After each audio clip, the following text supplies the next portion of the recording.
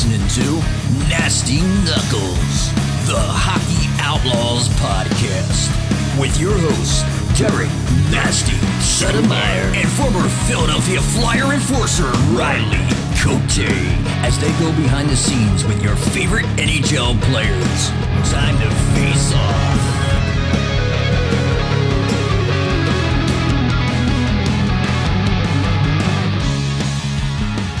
All right, welcome back. What's happening, Nasty?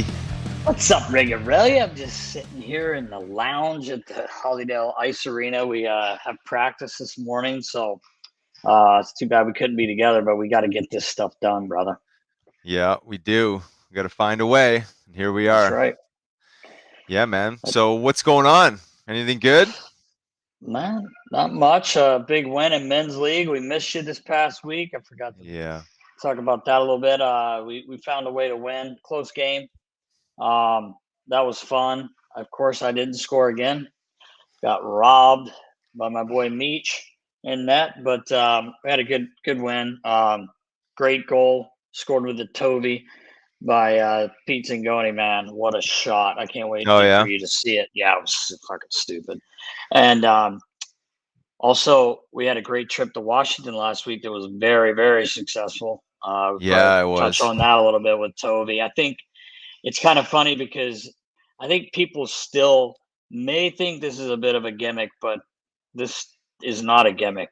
This stick, when you have 7-8 guys come talk to you, and a few did not even use a stick, but the talk in their locker room and in the lounge was like, this puck's flying off this blade. And legitimate conversations with guys. I did that for years, where there may be a guy that'll talk to a rep just to kind of go through the motions because they feel bad, but this was legitimate sit down. Hey, like, this is what I like. This is what I like, so it was, I knew it would be successful, but I didn't think it would be that good. Yeah, no, I agree. And we were kind of keeping some information in our back pocket. We had made Alexander Ovechkin some custom made Toby sticks, which he used for at least 10-15 minutes there. Some good honest feedback with some adjustments with it. But then we got in the hands of your boy TJ Oshie and a few others that again, highly successful trip. And we'll see now. Oshie's out, and he was probably the front runner as far as using the twig sooner than later. He was a guy that was kind of out of the blue. Apparently, you would know, a stick Nazi, and he said he hasn't felt a stick like this in a very long time. So it was very promising to see, and then obviously now he's banged up, but nonetheless, the rest of the guys had great feedback as well. It was great to have guys come up and honestly asking the questions and looking at it and watching some guys shoot the puck. And of course, there's always like haters. I know the one lady, I think she must have had a video where actually the issue was we had made different flexes, and Ovi went to make I think he was going to shoot it. I'm not really sure what he was doing, shoot or pass, but he was a little bit too whippy for him because he's strong, but he used to use a really whippy stick. Now he has gone up in his flex, but it was great to talk to him and to talk to all those guys. I mean, like, again, a handful of players, 8 guys, very, very interested in the stick and the way it performed, so it was great to see. And I think it's only going to get better. The more guys get it in their hand. Now there's a lot of talk about it. I'm getting a lot of messages and stuff like that. So it's great for Toby, and they've put the work in, man. We've seen it for the last 2 years. I mean, and it started before that, but way before that, since we've been on board, I mean, wow, the R&D that goes behind it and that whole team, they're just great. Yeah, no doubt. Happy to be a part of it. Honestly, it's like one of those things. It's like believing in somebody, believing in a product, but it's believing in the people behind it, and the amount of effort and time and resources. Again, this thing has been brewing for 10 years under a different name. I think 5-6 patents, and just like you said, a shitload of R&D, which allows them to get the product to where it needs to be and to get it in the hands of arguably the best shooter, best scorer in all of hockey. Yeah. Pretty amazing stuff. Hopefully this thing keeps Yep. moving and trending the right way. We're heading to Boston here in the next couple weeks as well, get in front of them. Yep. Our boy Jim Montgomery. Fuck, the Bruins are on Wow. fire, dude. What the hell's I'm gonna going on start there? 9-1. I've been messaging him. I don't want to jinx him. I know how he is, but I've just been saying, hey, good game. Good, thanks. We can be a little better. Like he's Right. like, yeah, of course. Yeah, talking coach's perspective. Yeah. But man, it's great to see. He went through a lot of shit and took the onus on himself, and the blame, and he was not all to blame, but anyway, he went through a tough time there in Dallas and regrouped and went to St. Louis there with our boy Chief. They're having a tough time. Speaking of the St. Louis Blues, wow, I didn't see that coming, but hopefully they figure it out. But anyway, Jimmy is got the boys rolling, and it's fun to watch. It's fun to see when you got a good friend like that and they're doing so well. Yeah, no doubt. And again, I think much like the Flyers, Boston wasn't expected to be doing a whole lot right out of the gate, and obviously they're proving them wrong. Much like the Flyers, which are clearly trending in the right way, and Love it. getting some amazing performances by a bunch of different guys, which is nice to see. They're coming together as a collective. I think some of the same guys we've been talking about are still going strong. TK, Hayes, Carter Hart. Our boy Nick Delorier squeeze in his first the other night, which was awesome to Comes see. on the show. I mean, what do you expect? Right, a little applesauce there. Yeah, no big deal. It was great to see. I was there for that, so it was awesome. Cool to see him score. Nice little Sally, little Danny Briere-ish Sally. Yeah, right. For Big Nick. So that was great, man. Yeah, nice. They say textbook, forecheck play, move the puck. Allison's protecting the puck, moves it over, Sedlak, and nice. I say essentially a no-look pass net front. Yeah. Obviously, Delorier is sniffing around, so it was nice, But all that being said, just the team effort. They're finding ways to win games. They're trending obviously in the right way. So. Yeah. Probably the worst news so far was Coots' setback announcement there last week, which is a shame. Which I just can't understand it, but especially the amount of time that they're suggesting. But it is what it is. Months, you're not going to speed that one up. Yeah, I mean, it's one of those things. Again, he's got to take their time with this, obviously, and not to say that they didn't this past time, but talking about a back, I mean, it's never a great injury to have in any sport. No doubt. We don't know exactly what's going on, but yeah, I mean, it's too bad. He's such an important piece. Obviously, the guy's a Selke winner. Like, obviously, he's big piece to this team. And Cam Atkinson being out again, they just not sure of the timeline for him, but that doesn't help either. But the way these guys are playing for Torts, I mean, everyone's chipping in, everyone's playing the right way, as Hitch used to say. You gotta play the right way. But it's true. It's true. And listen, we're 9 games in, but just the way they're playing is it's fun to watch because they don't give up, they don't quit. They're playing so hard. Carter Hart's just been amazing. I mean, right now he's the MVP easily. It's just fun to watch, and it's also nice to see Proby and Tony kind of gelling, more and more. They're both on the plus side of things, and both have some points there. So it's nice to watch them play together and kind of find their groove. Yeah, no doubt. Certainly promising for them, and hopefully they have continued success down the road here. Yeah. Just a couple other little things we want to touch on around the league. High-end performer, Connor McDavid, not bad. 11 goals, 22 points in 10 games. Ho-hum. It sounds like you in adult league there, Nat. Yeah, right. It's high-end almost, performer. It's amazing, but at the same time, it's almost like, it's Connor McDavid. I mean, that's the crazy part of it. It's expected now, right? It's like if he's not going over 2 points a game, it's a lack of production. But what an amazing player. In Maple Leaf land, I'm not sure what's happening over there. It's always something, eh? It's always something. The media is just bubbling right now. What's gonna happen? I don't know how much longer Sheldon Keefe's got, but oh my God, we need to talk to Coco, see what's going on Coco, there. right? Yeah, get the inside scoop. Look, Koliakova, our good buddy, we gotta get a hold of him and see get us a scoop here, because this is nuts. I think you were talking about earlier.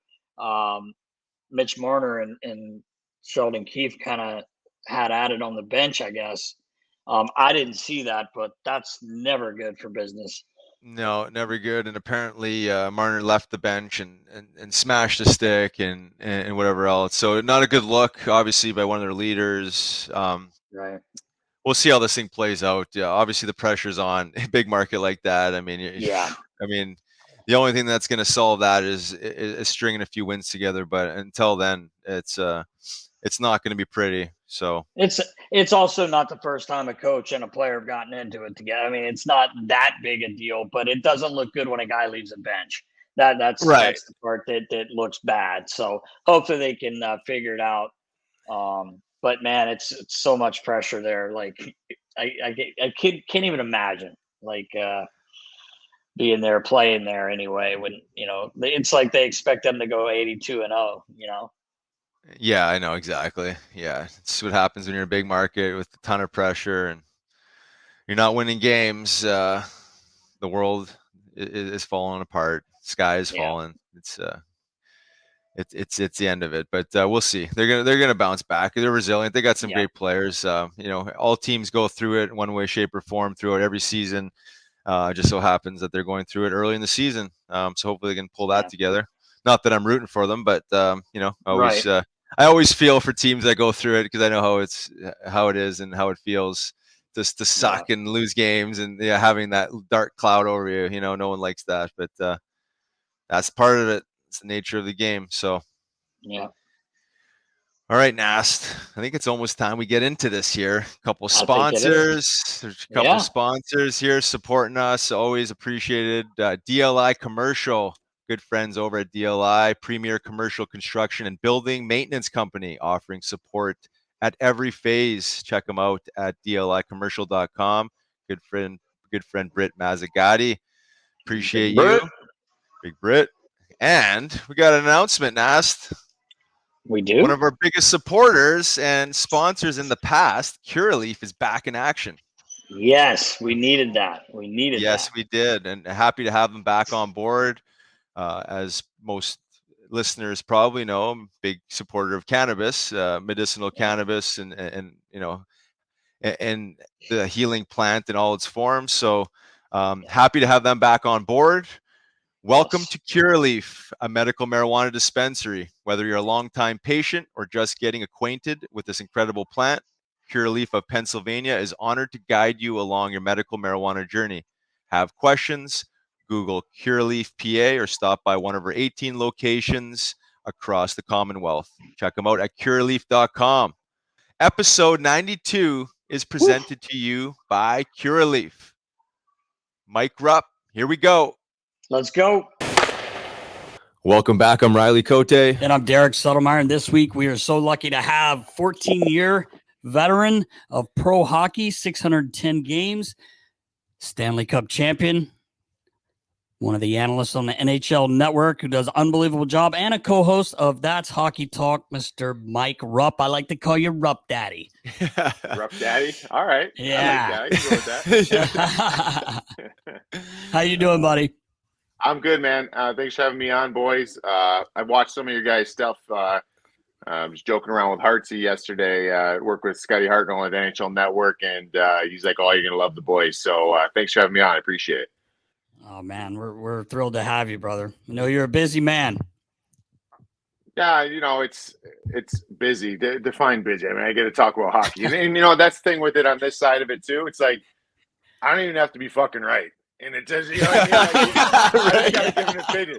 It's like I'm like that's right. I'm like the weatherman of sports. Sometimes if I'm dead wrong, actually, it gets more rise out of people. So hey, we'll just enjoy it. I'm having fun. Oh, that's beautiful. We always wonder, like, the media guys, if when they're dead wrong, if it was almost intentional that they were dead wrong, just to generate that media circus or the fan feedback and all that good stuff. But no, we appreciate you, and we wanted to talk to you about the NHL Network and how you landed up in the media world post career, because it's you do a hell of a job, and it's a perfect fit for your personality. Well, thank you. I appreciate that. You know what? It's I kind of always.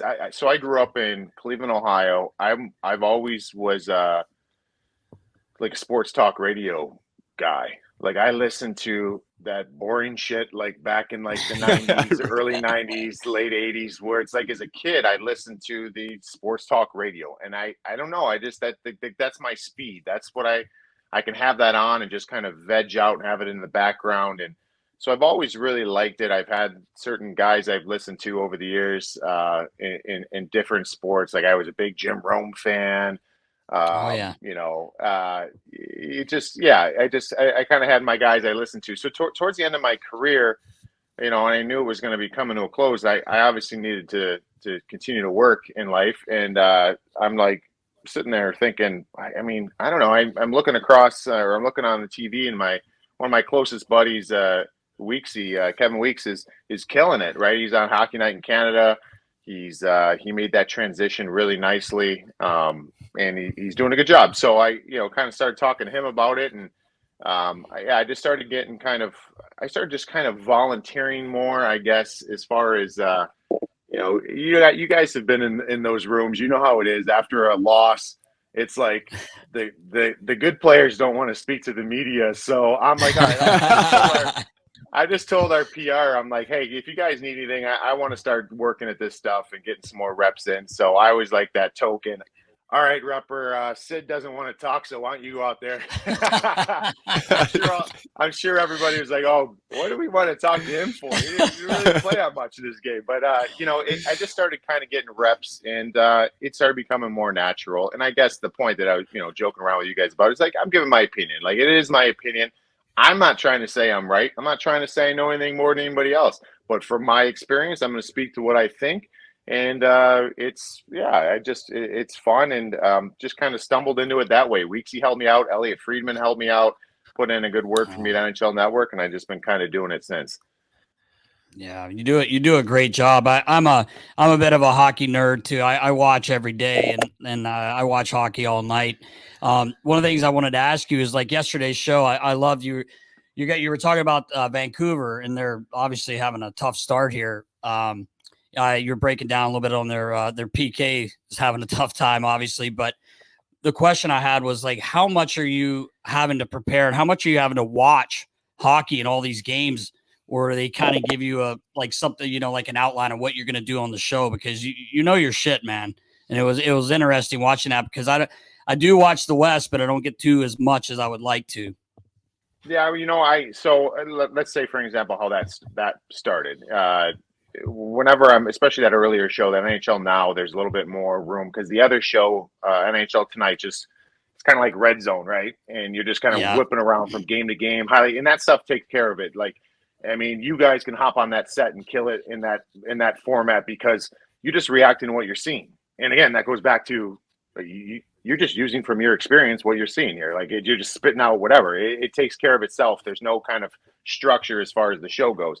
The earlier show, there's no games going on, so you got to kind of come up with some things. So, if there's a tape or something that's jumping out, I'm sitting here looking at it, and obviously that's a big story of Vancouver losing. Haven't won a game yet. They had their first 4 games. They've had 2-goal leads that they blew. And then I'm looking at and just kind of trying to find something to go with, and it's like their PK's at 55%. I'm like, 55%. Like, how is that even possible? So so I'm like, if you told our PK to try to operate at 55%, it might be hard to do that, And so I just said, hey, can you clip me all of the Vancouver power play goals against? And so they just clip them all, and I started looking, and whatever. I just trying to see if there's something that jumps out, and I felt like the communication, and it's tough though, because on those clips, it's like we don't forget that we were like a player. And although I think that when there's times you have to kind of say, hey, this is not a good play, I always try to look at it from the standpoint of, like, for example, you watched it. Elias Pettersson was kind of on a few of those clips on the PK. Yeah.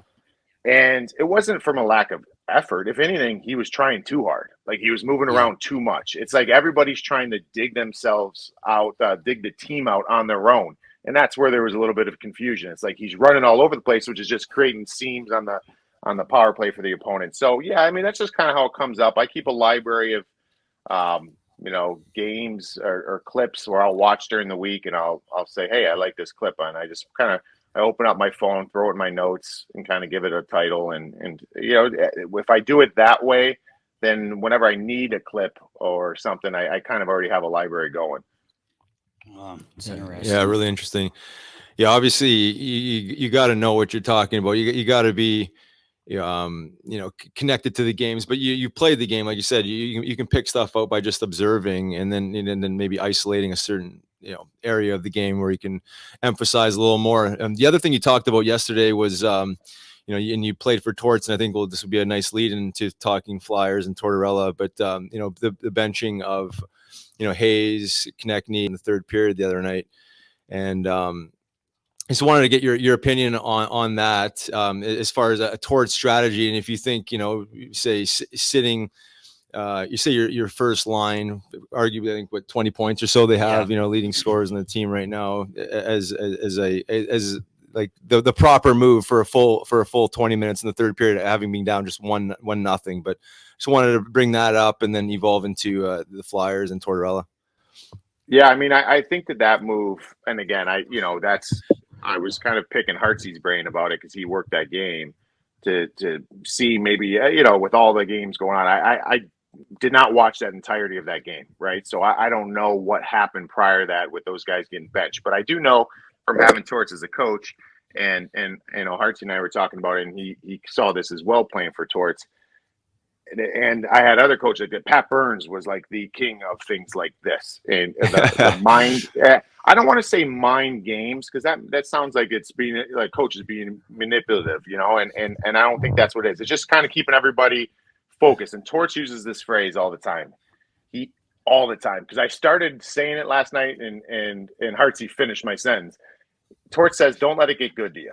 He says that a million times. I'm sure you guys have probably heard it already, or maybe inside the room, the guys have heard, "Don't let it get good to you." And so this is a team that has surprised a lot. I love what's going on in Philly. Torts is going in there and he's establishing what he's brought in there to establish. I don't know how that's going to translate in wins and losses as a whole all season, but this team's going to be playing a certain way, and it's a way that I think that city and that organization expects their teams to play, and they're getting success with that right now. I think that this is a move like, hey, you're not getting equity with me and going to just freelance now. Like, don't let it get good to you. I will let everybody know right away. All right, our two big boys, Hazy, Konechny, you guys sit down. You know what I mean? And that tells every player on that team, young, old, fourth liner, first liner, 60, first D-man. If it can happen to them, it can happen to me, right? So Pat Burns was the king of this, and I alluded to it yesterday on air too. It's like the full story, though. I remember we were practicing in New Jersey. We were on like a 6-7, I don't know, a good win streak. And Burnsy calls, guys in practice were warming up and hooting and hollering, snapping the puck around, loosey-goosey. Burnsy blows the whistle, calls everybody in, and he starts just laying in. You guys think I'm an idiot? You don't think I know what's fucking going on here? You guys don't think I have eyes and ears in this town? And all of us are just looking around like, what is he talking about? It was like a Tuesday. It was like a Tuesday night the night before, and he's alluding to everybody going out and just going on a bender last night. And so he just like, that's bullshit. Don't play me for a fool. Get on the goal line, start skating us. And then afterwards, guys are gassed. And we're like, and Burnsy gets off the ice. And we're like, who went out last night? And we literally we're pretty secure that nobody went anywhere. He wanted just to bring everybody back down to earth so we can keep, if the team starts getting here, that's where we start getting some bad habits, right? And I don't know. I don't know, but I've seen this story before, and I think maybe Torts is going for that. Maybe there's a couple things that he didn't love about their play, but he's like, hey, this is a time where I can make an example and get this team playing the way I want them to play. And that's just to keep everybody accountable. And I think that does a lot. That does a lot for me as a guy that played fourth line. When Torts would sit Marion Gaborik for not blocking a shot, I'm like, okay, now I understand when he sits me too. Like, now it makes sense now. He doesn't hold people to a different standard.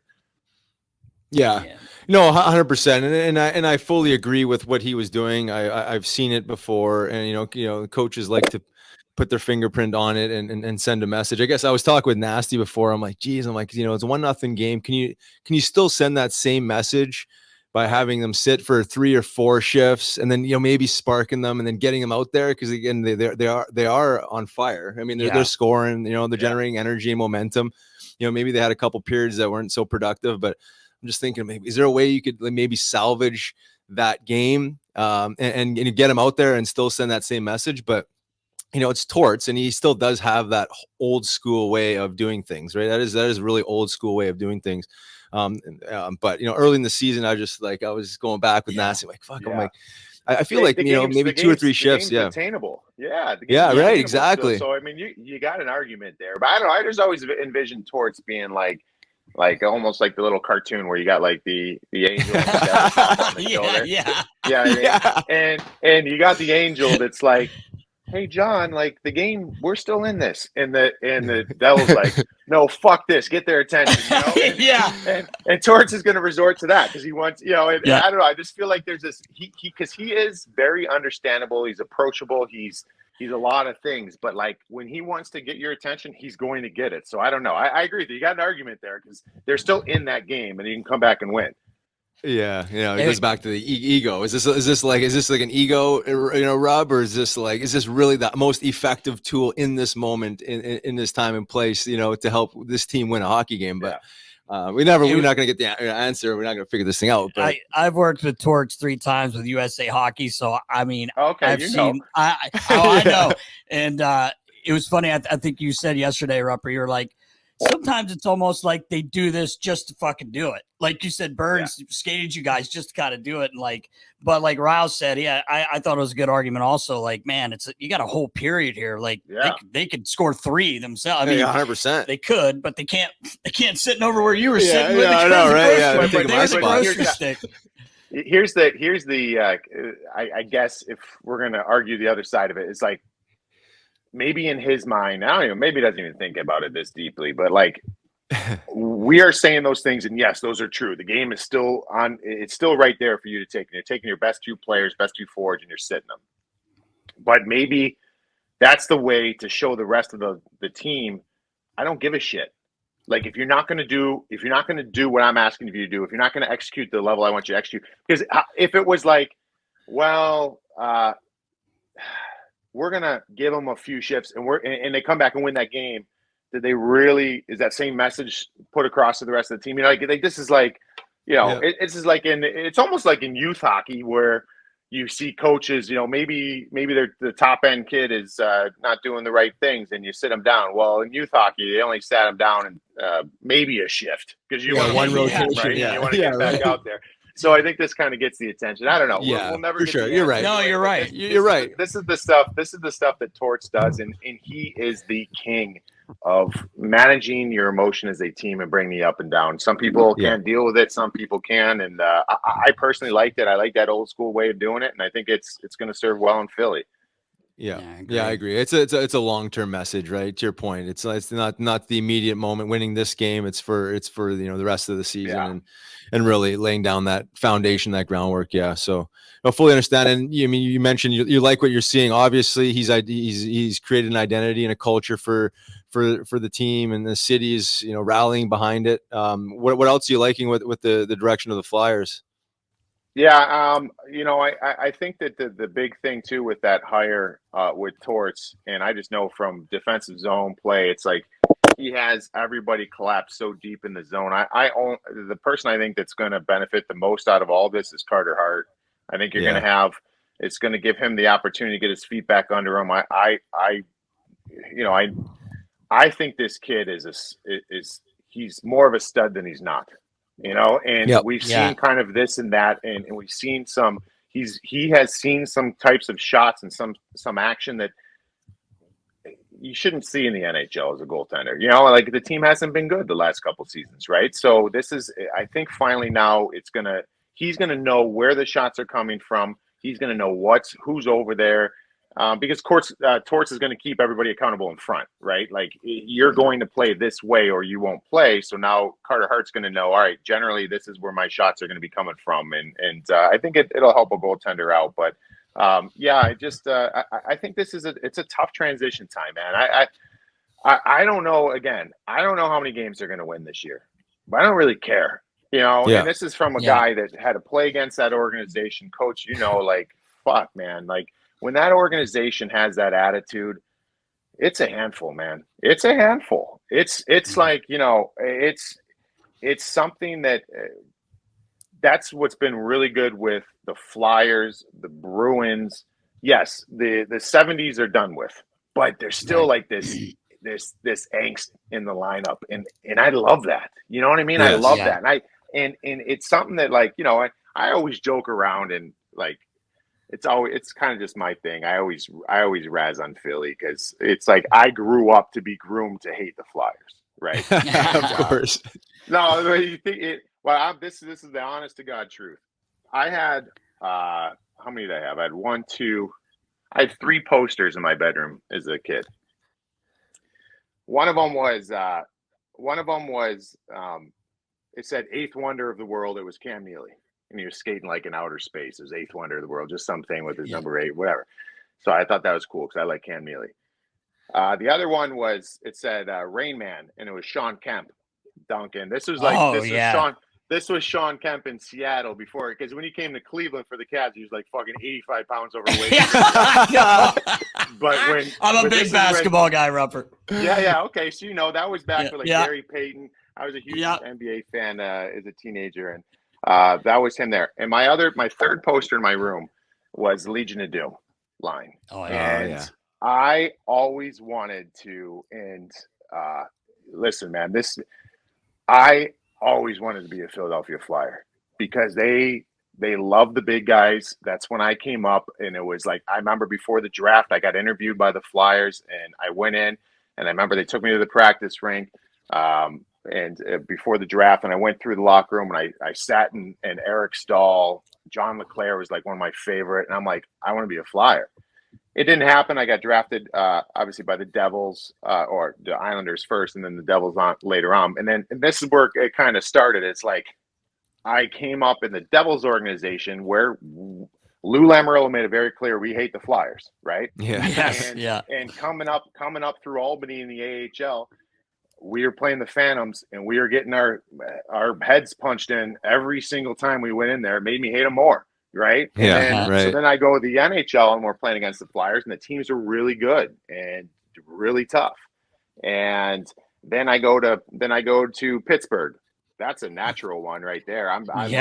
Like you're gonna hate the Flyers even more. That's gonna be the one team you hate more than anybody. Then I go to the Rangers, and I didn't even know this was a rivalry. I go to the Rangers, and I'm thinking, the Islanders are our biggest rivalry. And then I started learning about like the history between the Flyers and Rangers. I'm like, oh shit, these guys hate them too. So this was like a whole thing. But so anyways, I became a free agent twice in my career. And both times my agents, one of the teams that I was talking to was the Flyers. And in both situations, the Flyers said, we got some things we need to figure out. Like, let's just say it's July 1st. We got a couple things we want to figure out. We want to circle back with you, but we need a little bit more time to figure out, probably figure out the salary cap, because this is a team that's, spends money. And I wasn't in a position as a player to like really sit back and wait on a team. Like if I had offers on the table, like I wanted to stay in the league, I had to take them. Right. So I was always pissed. I'm like, come on, man. Like I want to so anyways, my whole point in all this is like, I come across as like a Philly hater, but secretly I've always wanted to be a fucking Flyer. And I love it. I'm just a bitter man that I never could. So, I'm just gonna know. But that's the thing. Like with this team, it's like this team can get back to that way of playing, right? Just have that attitude, that edge, the accountability, playing hard. I think that's a win for this team this year. If Torts can get them to come back, and in that process, you got to learn who's going to be a part of it moving forward. Yeah. I saw it in New York. If you can't do it, if you can't find a way to play the way that John Tortorella wants you to play, there's no hard feelings, but you're probably not going to be here. And I think the way that Torts coaches and wants his team to play is cut perfectly for the city of Philadelphia. I think it's going to be good. I don't know. Again, I don't think this team's going to make the playoffs. I hope I'm wrong. I don't think that. But what we're seeing right now, to know that you're going to have effort every night, that's the first thing to cross off the list. Yeah. And that's the Philly fans, as you know, you've played against the Flyers many times, that they want that effort.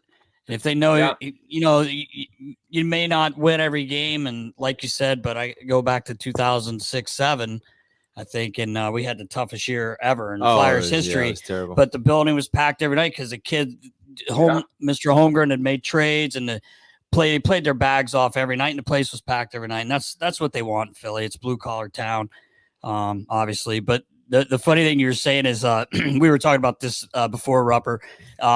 You obviously played with the Rangers, Pittsburgh, and the Devils. And I said to him, man, like, he was playing with the Devils when it was really a rivalry, back in the day. And the other thing about that is you played with Ashton 3 times. Oh, Ash. Like, Ash, how lucky or unlucky are you? That's our buddy, Ash. He's a beauty. What a beauty. I love Ash. So Ash was my first NHL fight. It's like my no way. game. Yeah. Well, it's funny too, because I played with Ash 3 times, like you mentioned, and Jersey, Pittsburgh, and New York. And I think I have my most career fights probably against him. And Ash was one of them that was like, first off, tough as nails, right? Like not that big, not that strong, but like, just, he was slippery. He was tough. He didn't give a shit. He'd fight anybody. Like, he didn't care. You know what I mean? Right. And so Ash was awesome. I really enjoyed being on the same team as him. And he helped me out a lot too, because I was kind of like, I was like a token tough guy. I wasn't a tough guy. It's one of those things, you look around the room and it's like, we're going into Philly, and this guy's, I'm 6'5", 240. And we don't really have any other tough guys. Like, well, who do you think's going to be the guy that's got to go fight this guy or somebody else? It's me. You know what I mean? Like, I've got to do it. So having Ash there was great, because Ash was like, he helped in that area. And like David Clarkson was great. But, Ash was he could play too, man. He had some nice hands. Yeah, right? man. Like, he did. He could rip the puck too, man. Holy. Yeah, half clapper upstairs. Like Ash was a beauty. Yeah. Rupper, do you remember those commercials? They were playing during the playoffs years ago, and it was like, what if Mike Rupp didn't start playing hockey, and it goes through to revert? They were doing all those with all the stars, and everything. Ash's buddy made one, and it's him scoring. We were in the finals, and he scored a nice goal. Like you said, he had sick mitts. And his buddy did the whole video, the same voice and everything. And it said, what if, at the end, it said, what if Aaron Ashton didn't have silky mitts or something like that? Fucking boys were just dying, man. It was so funny. He's so good, man. You know what? I think that the way his personality is like big to have in the room too, because again, it's like his like, I don't give a shit meter. I want to say this the right way, because he did care. He was an awesome teammate, but like, not giving a shit. Like, if things are going bad, he's like, "Fuck it, let's go play." Like, Like, I don't know. I'm just gonna grab someone and beat the wheels off. Like, you know what I mean? Like, these are good things. Like, give us an attitude. Like, it helped give our team a little bit more of an attitude when we didn't have it. Yeah, he was the master at that. Just kind of seeming like he didn't care, but it was more like he wasn't bothered by much, and just he carried that on the ice as well as off the ice. Like I remember, fighting him, a couple times, and it was almost like it was just like okay, like all right, well, like there's no emotion attached to it almost. But just a beautiful human. I mean, I couldn't tell you how many times he had me dying laughing just from the stupid shit he would say, and that little smirk on his face. Yeah, he would have. I remember this time. Oh man, I think it was in New Jersey. It was like years and years and years ago. They were out one night and they're going from it was after dinner. They're going to grab they're going to grab a drink or something. And I don't remember all the details, but I remember the important ones. And it wasn't Ash telling the story. It was like the other guys, right? And there's a group of them. They were walking after dinner, and they're walking across the street. And there were some dudes, like a group of guys that started like just jawing them like from across the street. And I think it was something like they must have, I don't know if they heard like a Canadian accent or whatever, but they were kind of like, just douchebags, like, oh, it's a nice day outside, eh? Or, just trying to push their buttons, and think they're funny. So the guys told me that apparently Ash was like, I grab this mouse, I use it as a cell phone. So apparently Ash was like on the phone, and these guys are across the street and they're jawing across the street at the guys. And Ash is on the phone and he just goes to the guys. He's like, hold on a second, and walks over there and walks up to the guy. He's on the phone, and the dude's standing there. He just goes, wham! He said, so they said he drops the guy. Another guy comes in, drops him. The other guys are like, whoa, whoa, whoa. And Ash just comes walking back. Still on the phone. Walking back on his phone, like, all right, let's go. You know what I mean? So I don't know if that story got some legs on it, but I always remember that one. I'm like, that's Ash. He doesn't give a shit, Well, these two kind of had that happen the one night. We had a similar story at an old hot dog stand. Late night. Hot dog stand. Yeah, right.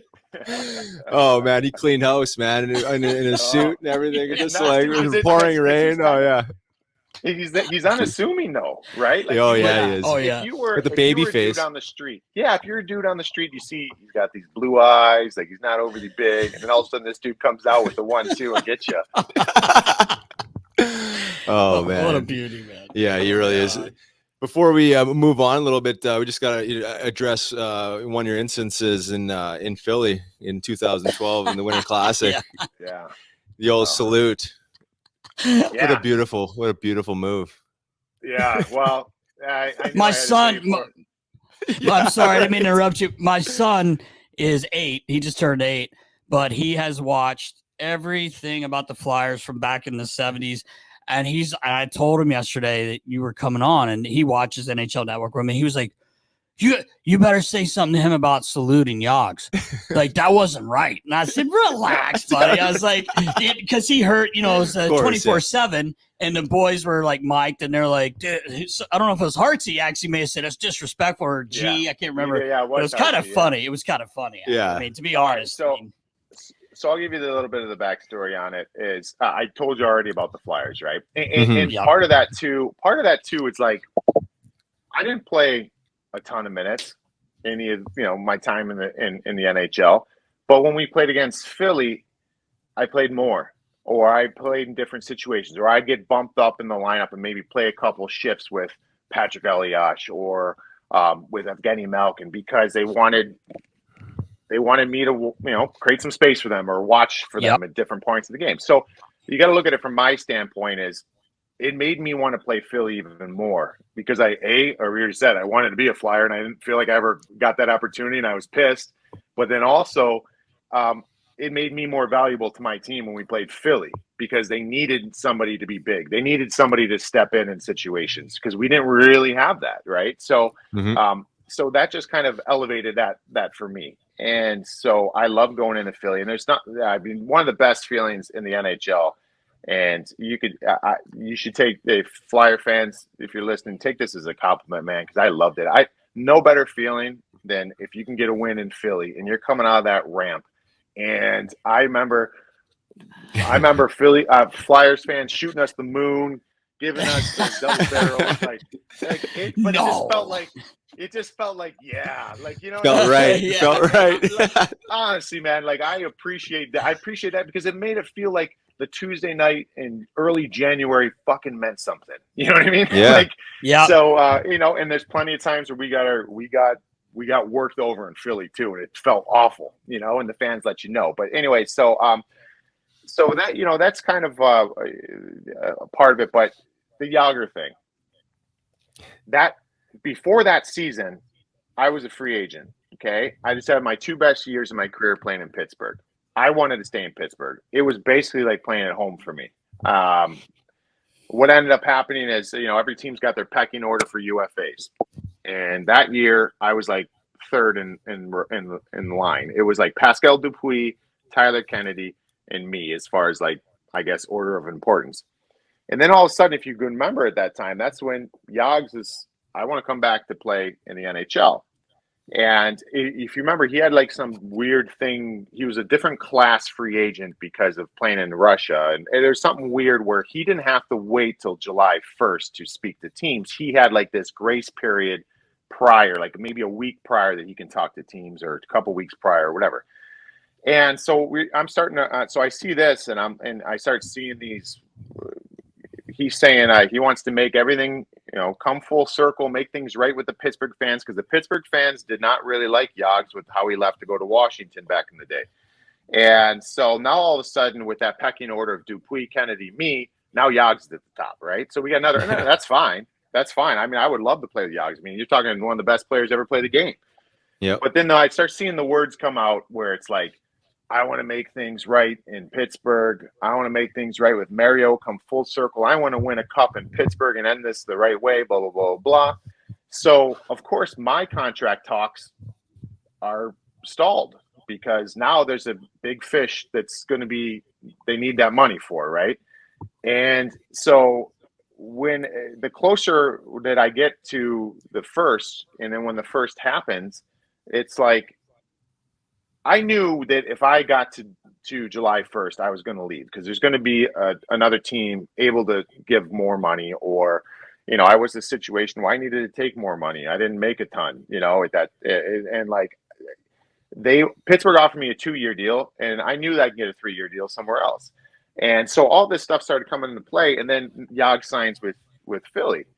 And I'm like, this fucking guy used Pittsburgh, but I'm like, this guy is a genius move. Like, you know, Yeah. like he had the leverage to do it. He used Pittsburgh to get more, whatever, and he was great in Philly. And that, you know, remember, like that's where he went. Philly, he was in Florida, he's in Jersey. Like he did well in all those places. Boston and, too. He went to Boston too. yeah. Dallas. Yeah. Dallas. Yeah. So he was all over the in fucking my map. Yeah. In my mind, I was like, this motherfucker just screwed me from signing with my hometown team because and so I'm like, in my head, I decided, I'm like, I'm going to get him with his head down. One of these, I don't care when it is, I'm going to get him. And I don't care if it's within the rules, outside the rules, I'm going to get him. You know? And that's a nice thing to think about in theory, but usually I wasn't on the ice when Jagr was on the ice. Yeah, right. So I'd have to go really rogue if I wanted to get him, I guess. But so we're playing in the Winter Classic, and we're playing in Philly in that hostile environment. And people always say, "Did you plan on doing the Jagr salute?" I mean, I didn't score enough to plan that. No, I loved in my career. We all love the fans cheering for you and score a goal and making everybody stand on their feet, or you know, you get in a fight and everybody stands on their feet. Well, you can also get it by kind of being a heel, right? And I started learning that later in my career, and I can control that more. You know what I mean? I can go out there and be a heel and get that reaction, and I thought that was important for my role that I was kind of evolving into in my career. So we're playing in Philly. We're down 2-0.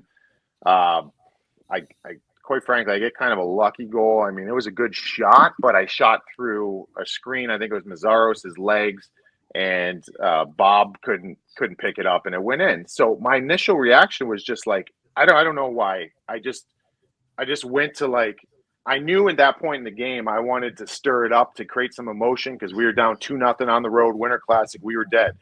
And so I literally I just did the salute, and I said to myself, I just go, fuck you, like that. And I just kind of did that. And I didn't really think, it wasn't like thought out. It was just like screw you guys. You know what I mean? And the rest of the game, I've talked to, Hartsey about it. I've talked to guys on the team. I didn't know it was going to have that kind of legs on it. I didn't even know honestly, I didn't know if anybody was really going to pick up on it or care about it or whatever. And so Hartsey at the intermission comes up, and we're getting ready to go off the ice. He's like, that's a joke. He's a Hall of Famer, this and that, blah, blah, blah. And, I'm still trying to stay in character and be like, oh, fuck off. Like, it's fine, like, whatever. And so then later on in the game, it's a third period, and I think the game's tied 2-2. And I'm on the ice, and Giroux's taking a face-off, and I'm the winger on the arc. And he's like, the referee's hands right here getting ready to drop the puck, and he's turned, and he's just like, are you fucking kidding me, you piece of shit? Like, he's just giving it to me. He's giving it to me, and the ref drops the puck. He's not even looking. I'm like, oh God, we're good. Like, we got these guys. We got these guys, yeah. These guys want it. All they're thinking about is killing me, because they respect Jagr, love Jagr, whatever, as a teammate. I'm like, all right, that it seemed to work, and we ended up winning that game. So then leaving that game, I'm like, we got to play. We had 24/7 following us around HBO. As all the hoopla's done, they were following us around all season. That's done. The cameras are away. We got Philly like a couple weeks later, and Jody didn't play in that game outside, right? And I'm like, all right, well, I got to answer to it now. You know what I mean? Like, if you're gonna act like an idiot, then you're gonna have to step up here. And I knew Jody was coming. And he came, and he was one of those guys, dude. Like, I played with him in Columbus. One of the greatest teammates I ever had. And to be honest with you, too, Nasty, like in that 24/7, there's that clip they have with me jawing with him, and I was not happy with that. I actually went to HBO producers after the game. I said, hey, I was mic'd, and I said something, and that guy's my former teammate. Like, I don't want that to air. Can you guys pull that, please? And they came back, and they're like, we need that to stay in, dude. Like, you guys signed like a thing that we have full edit ability. So I'm like, really? wow. So I talked to Jody about it since. Like, I just felt, whatever. It's just, he didn't give a shit. Like, it was in the whatever. But I was gonna say heat of the moment. It's heat of the moment, and it's like, But I don't care if it was like some other people, but I was like, Jody was awesome. He was great to me in Columbus. So, anyways. So I'm like, all right, well, I'm going to give him what he wants. Then he came back and beat me up and bloodied my nose up. And he was the guy I can never. Jody would always. He was my kryptonite. That's for sure. But and then so I had to pay that price in Philly a couple weeks later, and then it was done with. Wow, amazing. Hey, good for you. I got one thing for you. Sorry to cut you, Coach, but yeah, you're good. The Jagr side of it was interesting because I didn't know what his response was. So then after that, I'm like, do I like say something to Jagr? I'm like, I don't think Jagr really gives a shit that this guy like whatever. I like this guy's a Hall of Famer, man. Like, and I didn't, I was like, dude, is it disrespectful? I can see why people would think it is, but it's also, we're playing hockey, man.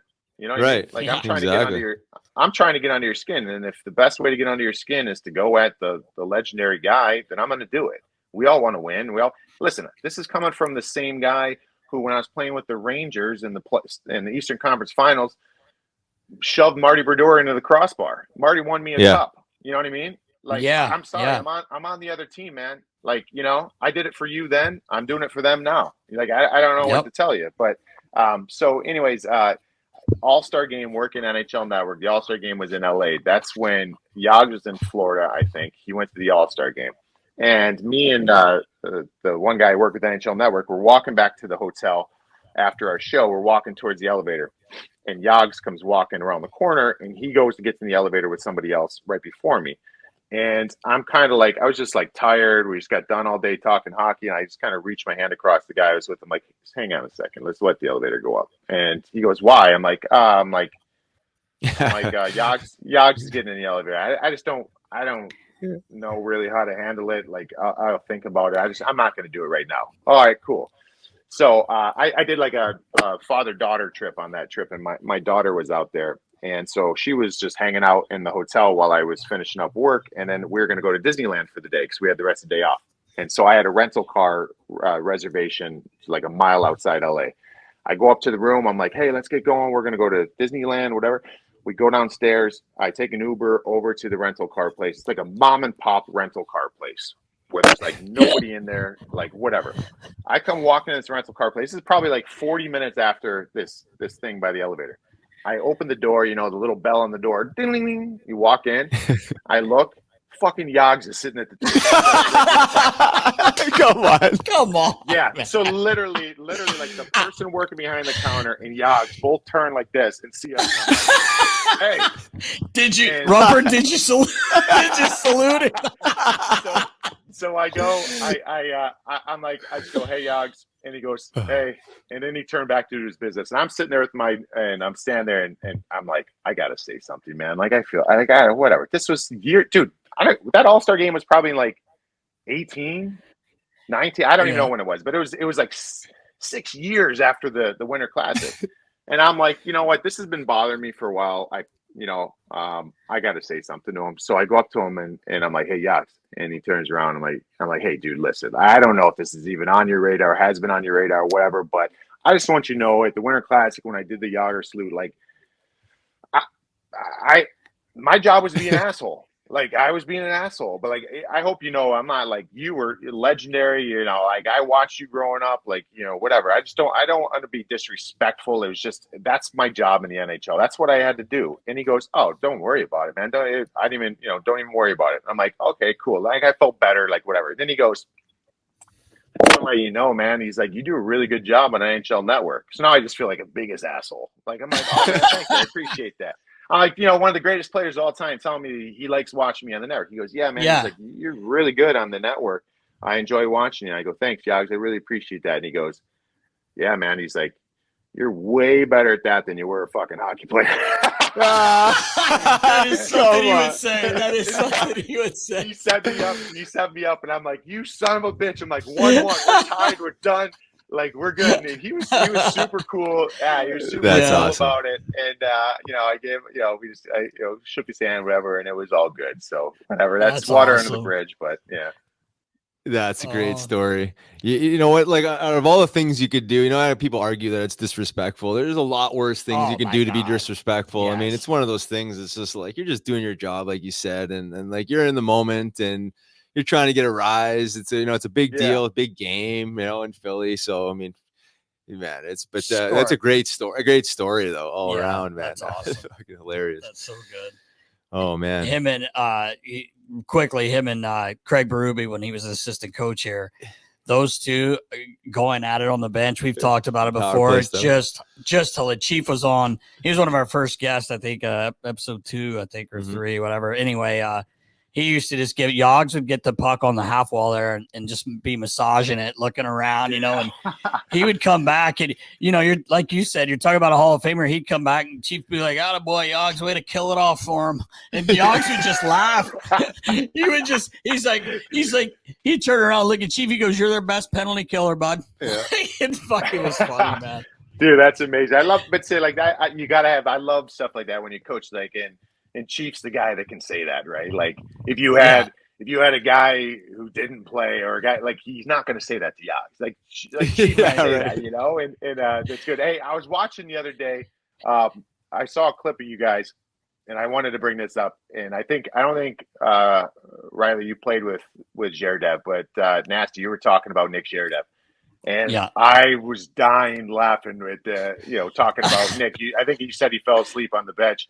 And I started thinking I played in Columbus for 1 season, and I've got stories like that Nick Jardev.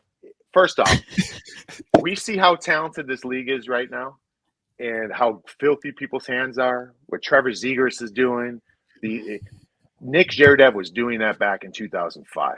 Like that kid was still to this day probably one of the nastiest hands I've ever seen on a hockey player. He was so talented think there's some other things he didn't put together all the way. And so I'm playing in Columbus, and we are god awful, right? So we've got that's the days Rick Nash is there, Nick Jaromir. Those are the two pieces we're building towards. That year, they traded Todd Marchand to Anaheim for Sergei Fedorov to kind of be the Nick Jaromir whisperer. Like, there's no other better way than bringing feds in here, right? Yeah, and, right. So we were getting killed, and you know, I'm going to paraphrase with some of this, but I remember I was always close with the athletic or the strength conditioning coaches on the teams I play with, most of the time because I'm doing bag skates and bike rides and workouts with them. But so I think it's Barry Brennan was his name, and he was our strength coach, and he had us. We had like a bulletin board, and everybody had your own workout up there. So right, hey, you made it for me, made it for Jody, you made it for Nick Jaromir, made it for Rick Nash. Everybody had their own thing, and when you went in there, you had to do your workout on these days and whatever. And Nick wasn't coming and doing the workouts, and so Jaromir also had a translator that also his name was Sergey, and Sergey would come in the room, and the strength coach calls him over, and he goes, and I want to say that Doug McLean was standing there too because he was the GM, and Gerard Gallant was the coach. And they call over and they go, hey, Nick hasn't been doing his workouts. And so Jaromir and his translator stand there, and he goes, he needs this, this is what's expected of the team. And so we're going to start finding him when he doesn't show up. He needs to do his workouts. And so the translator turns to Nick, tells him in Russian, and they leave. The next day, I'm in the training room, and they come walking in, and Jaromir comes walking in. And he goes to like the translator, like, come, like this, brings him over, and he goes, tell him. And so he brings over to the strength coach, and the translator's like very disturbed by, like, doesn't want to do this. And Nick's like, tell him. And he goes, he just reaches out and hands him an envelope. And the guy goes, what's this? And he opens up the envelope, and as he's opening up the envelope, the strength coach, the translator goes, Nick said, this is a check for the next 30 days. And he gave him a check for $3,000. Come on. So he was like, they were finding him $100 a day that he didn't do his workout, which doesn't seem that much. So he gave him a check for $3,000. He said, this is for the next 30 days. I'm like, this wow. God. That is unreal. It's funny. It's funny, Rupper, because last night I had a thing pop up on my phone, and Richie actually, Mike Richards actually responded to the post that we have a couple guys that do our post stuff, and he said sickest, what did he say? Most skilled guy I ever played with. So what Mike Richards said. He said he was just so skilled, but it's funny because when Z was here, he would go to New York City almost every day. Like, like unless we're on the road, because, he had friends there, but it would be so funny. His wife definitely went every day because we had a driver here that used to drive Z around, and he used to drive us around if the boys were going out, and he always helped us out. It's a little Snags. No, not Snags. No, not Snags. That's a different guy. But anyway, Z would come like every few weeks. He'd come in and be like, nasty, and he'd throw a bag on my desk, and I'm like, what's this? And it would be like these super expensive like shirts and stuff, and I'm like what? He's like, my wife they don't fit. I'm like, how does she not know your fucking size by now, man? Like, you give me like 5 bags of clothes, man. I mean, I'm talking like top of the line that equipment guys should be wearing. But oh fuck, is he funny, man? God, he was a good guy. He was kind of like against. He just kind of operated it was against authority a little bit. Like, he was just one of those guys. It was just, like, he was fine. Like, I remember we were in just little things that I don't know. He didn't realize, like, we were in Vancouver and we had the rookie meal and we're all out and we're at a bar and we're having drinks. We had this, and actually, no, this wasn't the rookie meal. That was a different story, actually. But we were out, and Nick shows up with a bunch of Russians, and it's fine. Like, you know, our team was over here having drinks, and Nick and the Russians were over here, and so we see him, and we're like, you know, saying hi to him, whatever. And then he ends up leaving, and the bartender comes over and goes, "Hey, do you guys know that guy that was in here a little bit ago? I don't know. They were speaking a different language, like maybe Russian." I'm like, "Yeah." And he goes, "He ordered all these shots and all these drinks with these guys, and then he just left." And he's like, "Wait, he just left?" He goes, "Yeah, he didn't pick up his tab." So we're like, "All right, we'll take the tab." So then we went the next day. We're like, "Hey, Nick, you can't just fucking run up a tab and leave, dude." Like, and we're just like, you know, it just wasn't like the team fund. It was like I was paying my, you know, like we're all kind of chipping and buying each other drinks. And so he's just like, "Oh, okay. And so, and the one thing that he always do is like he would, if it was talking about, he'd be like, "Where we go out, where we go with dinner, you know, whatever." He could communicate. But then when Gerard Gallant would be like, "Nick, you got to get this puck in deep," he'd be like, "I'm not understand. I'm not understand." Like, right, of course. You understand exactly. The more he drank, the better English he spoke. Yeah, That's right. what I found, man. He's like, fucking just talking. This guy's been fleecing us the whole time. But the last one I'll tell you, we were playing in Chicago, and I was sitting right behind the gate, so I wasn't the last guy on the bench between the two benches. I was the second guy. Gerdev got benched because he was turning the puck over. So Gerard Gallant's like, sit down, you're done. So he sits on the bench next to me. His feet, I remember, weren't even touching the ground. They're just kind of dangling like this. And so he's sitting next to me, and I look at him, and he's just got a big chew in. Yeah. Like that. Just sitting there, his shoulders, you know, like if you saw him, he's just like bad posture, everything. He's just like, just like feet swinging. He's looking up in like the stands, like he's checked out. And there's a delayed penalty. And Gerard is like, Z, go. And he's yelling, Z, go. And I look, he's sitting there looking at the Jumbotron, eyes up, big chew in his mouth, swinging his feet, just like not even on this planet right now. And I grab him by his jersey. I'm like, Z, go. I toss and I like push him, and he jumps over the boards. I think he's assessing the situation for a second. He just stands there at the red line, like, and then all of a sudden the pass comes up. I'm going to send you guys when we're done the clip, because it was like up for like an ESPY for like play of the year that year. Oh my God. Comes up to him, and he just dances like 4 Blackhawks players. One of the best goals I've ever seen in my life. And I'm like, about 10 seconds ago, this guy was not sleeping like in your story, but he was not there. You know what I mean? And I'm like, this guy is so filthy. He is so filthy, man. And he just doesn't give a shit. Wow. I remember when he left, he went back home, and there was some shit happened there with his, I don't know if he's still married, his wife or his ex-wife at this point, but then I follow him on Instagram, and dude, he got so fit. He got himself in shape. He didn't even look like the same guy. I don't remember if I ever showed you this. No, I don't think so. But I don't know if he's still playing, but like I think last year or the year before, he was still playing. And I would just always send him little emojis, and he would send them back, because I don't think his English is. Yeah, right. Just communicating emojis. Yeah, but he looked like he got himself in shape and everything, man. I was like, wow. But for God, him. what a beauty. Hey, Nick, just a message here for Nick. Nick, they're paying you millions to be in shape, and you decided no. And now you're not making millions, and you're deciding to get in shape? That doesn't make sense, man. It doesn't. It definitely doesn't. Oh, man. Oh, that is beautiful.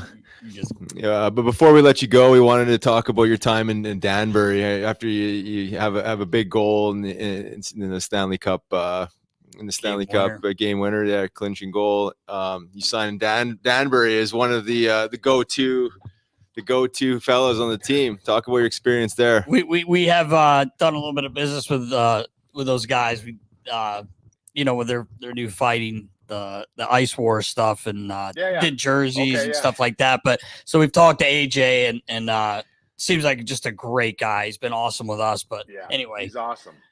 Yeah. No, it's it was obviously they did a great job with that documentary, and it was kind of weird because like when this stuff went down and happened, it was just kind of like forgotten about. This is during the lockout, so right around that same time when I was in Columbus, like literally the prior years when Danbury happened, and it was kind of yeah. I mean, it was an experience, man. It was awesome. They were great. They treated us great. It was literally like Slapshot meets the Sopranos. Like there's no, I mean, Right. there's stuff that I could tell you guys. There's a million things that weren't even in that documentary. And you know, I mean, you look at that roster, that team, and how many tough guys they had, and you know, the fact that you know, your guy's boy Frank Bialowas was on there. It's like, and I'm like, when did Frankie come in here to play? They're like, oh, we'd like pick him up at like a truck stop, and then he'd like come play a game, and then we drop him off. I'm like, what? Sounds about right. Like, these stories, these guys would say like they would be. It was great because we would, you know, I only had to play 10 games with them of the regular season. Then I played in the playoffs. So I only needed to qualify playing 10 games. So I played like every other weekend with them, and I'd practice in my old junior team in the OHL. And so the stories would be slinging, and the guys would be telling stories. And it's funny because they'd be like, yeah, we were on this trip. And then all of a sudden it's like, you know, 2 a.m, we're heading to whatever the next town. And then you hear like the bus, like, psh, then the lights go on, and guys are like waking up. They're like, and someone gets on the bus, and they're looking, and they're like, what the fuck is this? You know, and like some guy just gets on the bus, sits down. The next day he goes out, starts 3 melees, and then they drive home. They're like, all right, buddy, see you. And they drop them off at the same place they picked them up. And I'm like, what? 3 melees. Yeah. So do you, Riley, Oh, you're from West, right? Out West? Yeah, Winnipeg, Manitoba. Yeah. Winnipeg. You're from Winnipeg. Do you remember the I don't know age relation with whatever, but is it Chad Wagner? Yeah, I do. Yeah. Yeah, I do. Yeah. I think he's the guy. So he's the guy in the documentary. I don't know if they really mention it about him, but so I'm on the bus, and we're going. This is like I had to bang out those 10 games, so I played like a 3-3 on a weekend up in Michigan, and we would go from like you know, we'd go from like Muskegon to wherever. We're bouncing around Michigan, and I'm on the bus, and I got my head against the window, like going to sleep. And John Morasti sits behind me. Absolute beauty. Like, that guy. I know John. Nails. I play with him. Yeah. So another nasty Morasti. Yeah. He gets on, I guess like a couple weeks before, Barry Melrose, Steve Levy owned that Adirondack team. And that was like a rival with Danbury. And they said something, Barry Melrose said something somewhere, some media outlet, that this Danbury team is being run by Tony Soprano. And Jimmy Galante, the owner, was like, he wasn't good with that, you know, and he like told us, he's like, that's fucking bullshit, you know, whatever. So he was like, we're going to let these guys know every time we play them. And so I'm like, oh shit, okay, here we go. And so we're on the bus. And the next weekend, the team is playing, but I'm not scheduled to play with them that weekend. So I told the guys, I'm like, guys, you got to let me know like how this goes, like what the fuck's going to happen in these games. So I'm on the bus the weekend prior, and my head's against the window, getting ready to go to sleep, and I hear John Morasti leaning towards the back of my seat, and he's on his cell phone. And I'm only hearing one side of the conversation, but he's like, Wags, what's up, buddy? Yeah, how are you? You know, what's going on? Blah, blah. And he goes, what are you doing next weekend? And I only hear one side of it. And he goes, oh, he's like, I got something for you. He's like, you want to come in, make some quick cash? And he goes, you know, no, he's like, we got 2 games. Apparently the owner of this team called our owner, Tony Soprano. He's not happy, so he wants to send a couple messages. And I'm like, what the fuck? And he goes, so I hear this from Morasti. He goes, no, listen, dude, I know you're not in shape. No, I know you haven't played hockey in 5 years. No, it's fine, dude. You don't understand. they want you to run around and act like an idiot, and they're gonna pay you. They're gonna pay you like $2,000 a game to do that. And so he's like laughing, and then I'm like, then he hangs up, and I'm like, the fuck? We're recruiting guys out of like Western Canada, like that haven't played hockey in a few years. Off the oil rigs. The next weekend, yes, the next weekend, this Chad Wagner, he's there, and he goes.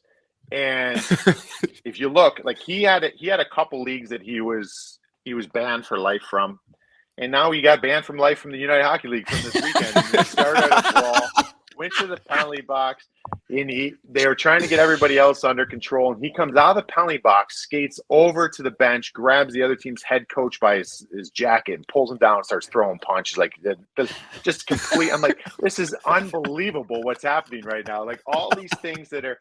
And I remember when I went there, and we've seen it because I played in the minors, and when an NHL player got sent down, you wanted to show whether it's beating him one-on-one, whether it's physically challenging him. You wanted to show like you're a target when you're an NHL player going down in the American League. And so when I was signing there, I said to Jimmy, and this is before I knew any of this stuff was going on. I go, hey, Jimmy, I'm like, here's the deal though, man. I'm like, I need to get my legs moving. We're not playing this year. It's not a good look for me because I'm like a 24-year-old player and I need to play somewhere. And I want to play. I'm not coming to like fight every night, And he just goes to me with his Italian eye. He's like, Michael, he's like, I want you to go on the internet and I want you to look at our roster. Let's just say nobody will even look at you. And I'm like, okay. So I go on the roster. I look. There's like 4 guys with over 350 penalty minutes, like halfway through the season. And then that's when I saw Frank Bialois. I see all these names. And when you get these guys, like when you have an alias or like another name attached, like you've got John Nasty Marasti or Rumen the Nigerian Nightmare Nadura or there's the animal, Frankie the animal.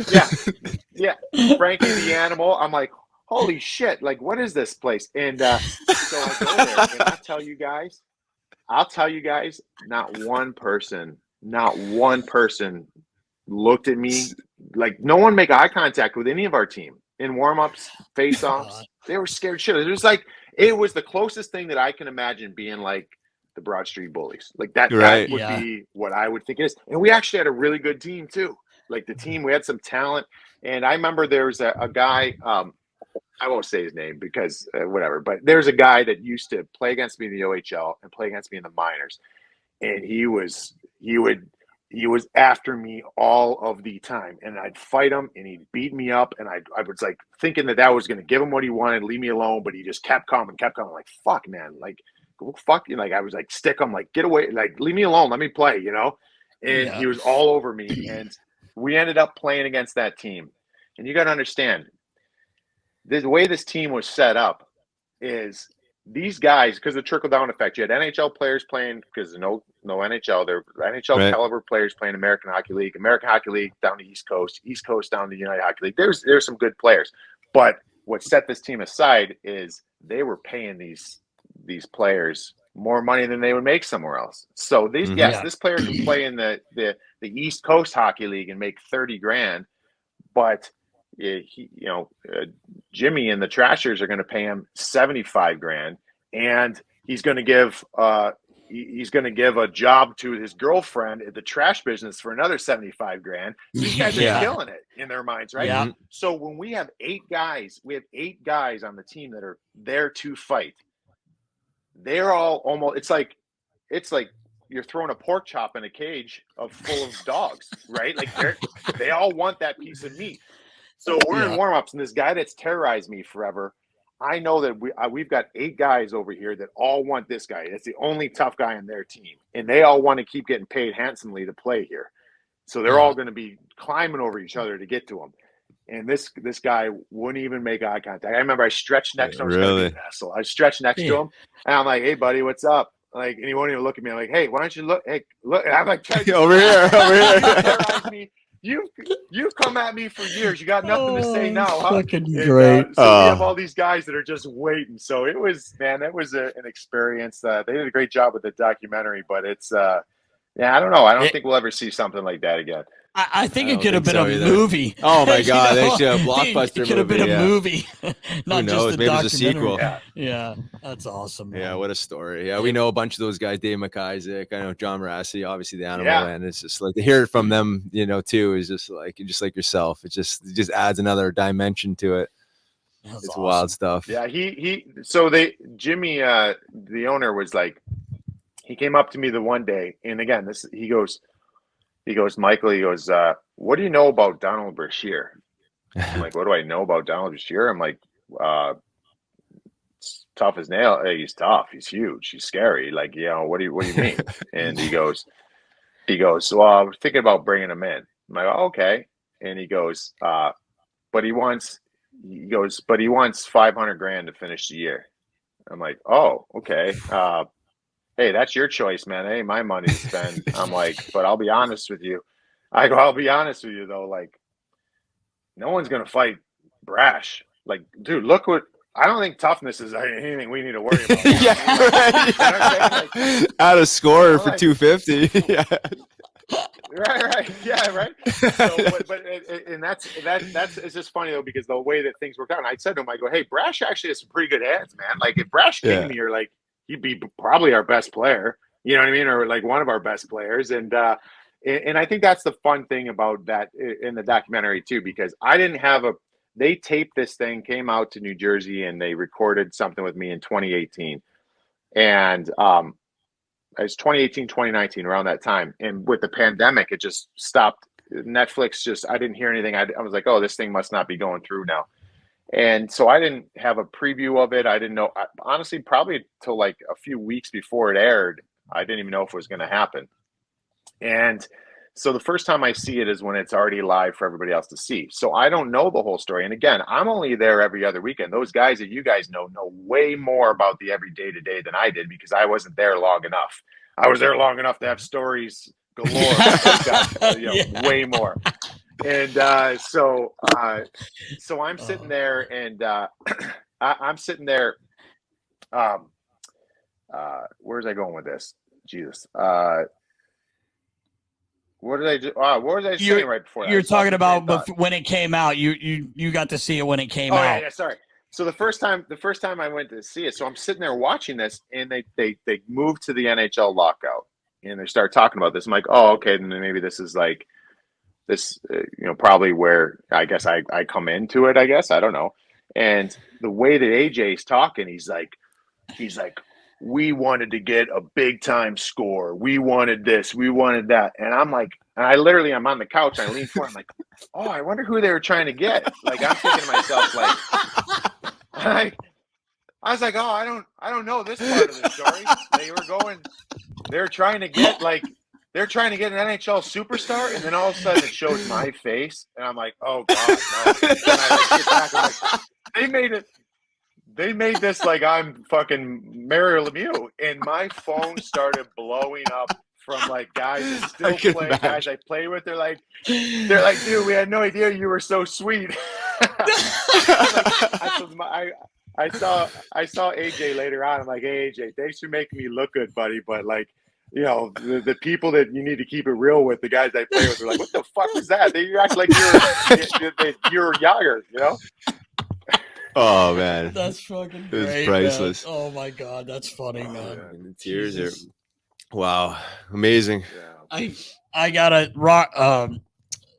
I gotta say one more thing before we go. I gotta give a shout out to Sarah Mishima, who was kind of our hookup between our buddy Dave Rockhill. I think she worked at the network with you, if I'm not mistaken. She just had a baby too. Congratulations. Yeah. But wanted to thank her for getting us your number, because you are big time. So we're trying to get a hold of you. But definitely want to thank her and congratulate her on her baby as well. And thank you for hopping on, Rupper. Yeah, I was at You're at a wedding. No problem. Thanks for having me. Oh, yeah. I was at a wedding, and they're like, hey, can you jump on? I'm a big Flyers fan, and jump on with these guys. And I was like, hey, do these guys want me on? Like, I don't know if they really want me on. Like, let's just joke it around. Like, as far as just, Flyers, the relationship I've had with Flyers fans or whatever. And I'm like, yeah, man, I'm down with whatever. If they want me on, I'll come on. So, no, I appreciate you guys. Hartsey was telling me you guys are awesome. And, it's whatever, man. Like what you guys are doing. So Thank you so much. And seriously, Rupper, you do an unreal job on the show, and it's fun to watch, man. all right, thanks, man. Yeah. I appreciate it. Great to reconnect, Rupper. You take care. We'll talk to you soon. Yeah, buddy. Yeah, let's stay involved and keep fighting a good fight, boys. All right, a big thank you to our friend Mike Rupp. What an awesome dude! That was a lot funnier than I expected to be, man. He was funny as shit. Rupp Daddy, he had me dying, especially talking about that story, Yeah, man. right. I wasn't there obviously, but I could just see the whole thing happening with him just because of the way Z was. But yeah, thank you so much, Rupp Daddy. It was awesome. Yeah. Highly entertaining, and it was nice to reconnect with Rupper. Had a few battles with Rupper back in the day, and nice to see him doing well. And then it was really nice and refreshing to hear that he was a Flyers fan and that he's always been wanting to rock the orange and black. So that was pretty cool. Yeah, that was cool. It was funny to hear, especially especially after the old Yogs thing. Everybody just couldn't stand Rupper. Kind of put him on the map with Flyer fans anyway. Right, no doubt. Yeah. Well played. Yeah. All right, Nas, what do you got? Well, it's about that time, Riggs. We got to get into the clear questions brought to you by Clear Rum. Boy, they jumped on with the Phillies and they got them rolling right through the World Series here, up 2-1. Man, it's pretty cool. No doubt. Yeah. Nice to see, man. Phillies are buzzing. They're buzzing. Clear Rum is buzzing. Clear Rum is buzzing. That's for sure. Our good buddies there. So Riggs, hit us up with a question since Baller's asleep right now with Debo probably napping somewhere. Recovering.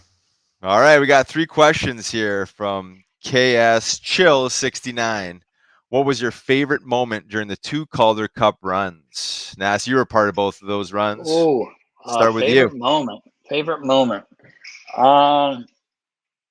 I mean, that's hard to. We talked a little bit about our good buddy Jim Montgomery earlier. I remember him having back-to-back hat tricks during the first run in 97, 98.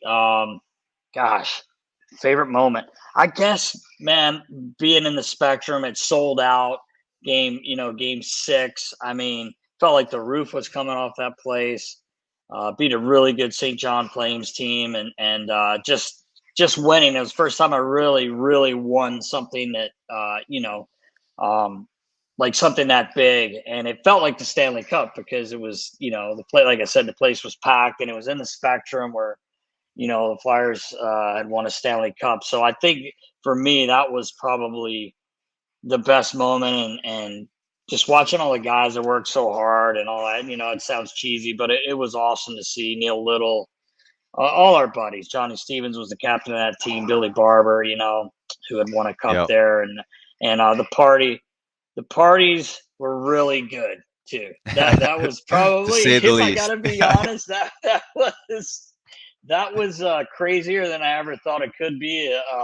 I remember you hear the stories about the trophies getting messed up. We were standing in a bar the night after we won, and it was late. It was an after hours, and I'll never forget. I was standing beside Craig Darby, and he had the cup. This is before it was really big. Now it used to just be kind of a little bit smaller, and Darbs had it, and Sean McCosh was on the other side of Darbs. So it was 3 of us standing there, and we're talking, laughing, and I walk away, and Kosher walks away, and all of a sudden there's like a tree.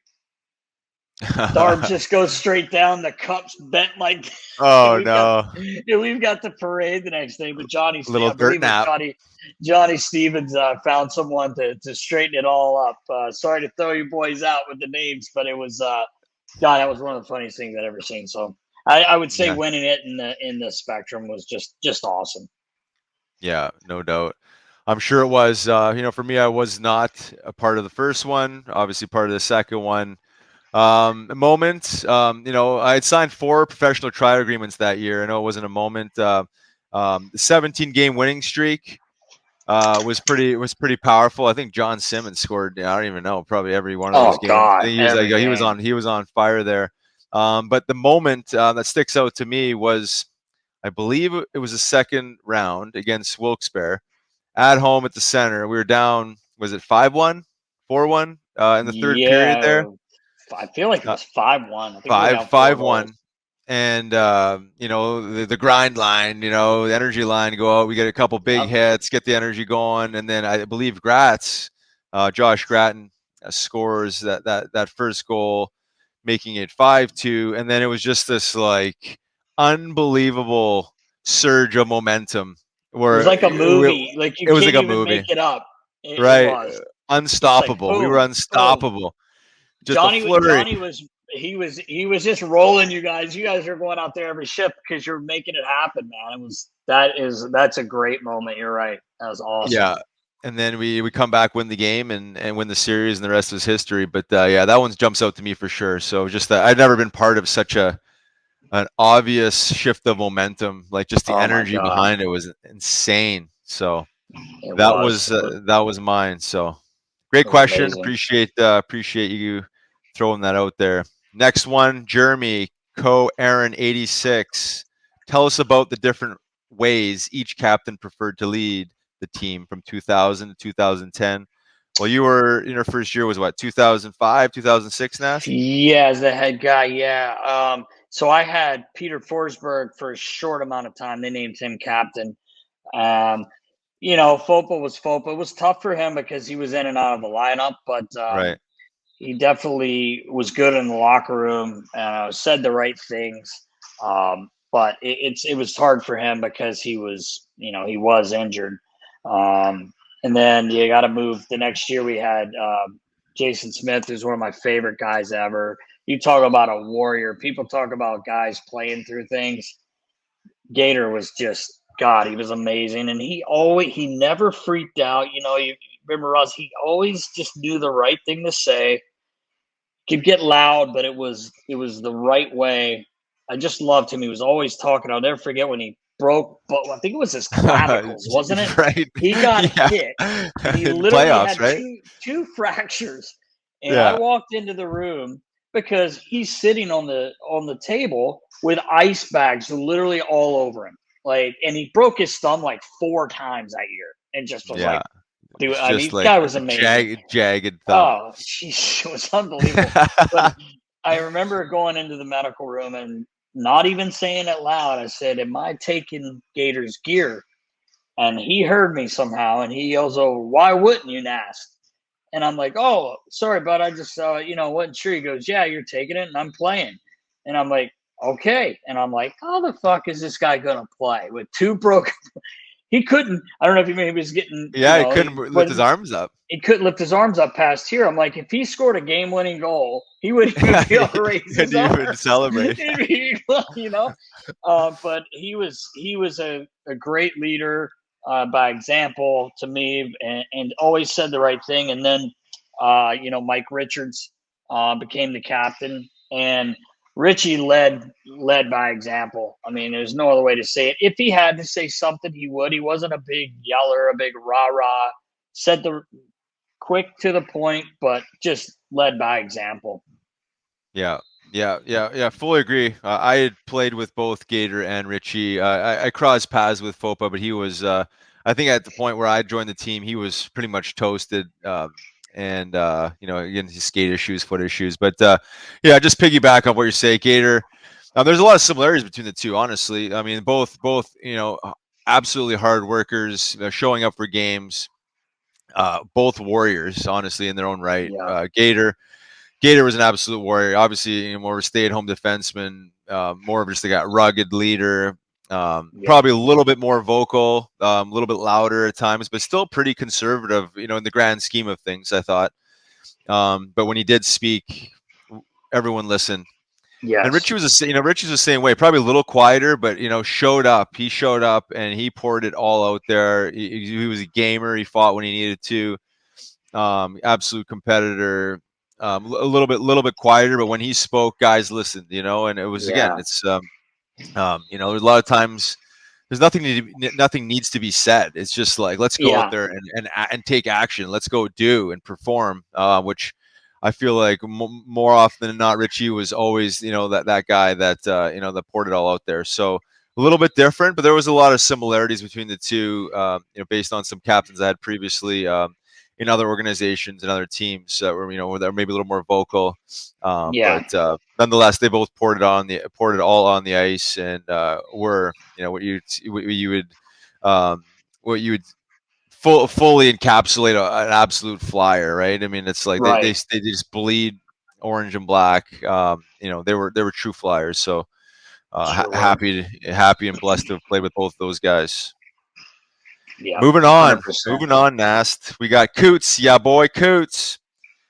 Wondering the funniest chirp either of you guys have heard, and for Cote, who chirped him the most, or maybe got under skin the most. What do you got, Nast? Man, I think we had said something. I know who I feel like the best chirper was, and that's Ben Eager, and I don't even think it's close. His nickname, we called him Divot, because he had a divot in his head, and Randy Jones gave him that nickname, but Divvy, I call him. Man, that guy, I honestly wish at the time when he was here, I wrote them all down, because they literally, I remember one time he said something on the bench during warm-ups or during the national anthem, and me and Chief were crying for like 10 minutes. Like, we couldn't stop laughing about it. But I think, if I'm not mistaken, I think we had talked about this with Marshawn. Yeah, right. Buzzing around a little bit, doing, you know, causing some shit like Marshawn does, and love that guy actually as a player. Would fucking have him on my team any day of the week. He's got the bit of the big beak there, and I think Eags asked him if he had a pattern. Had a pattern for that beak. Like, like, you know, you stick pattern. So nonchalant too. Yeah.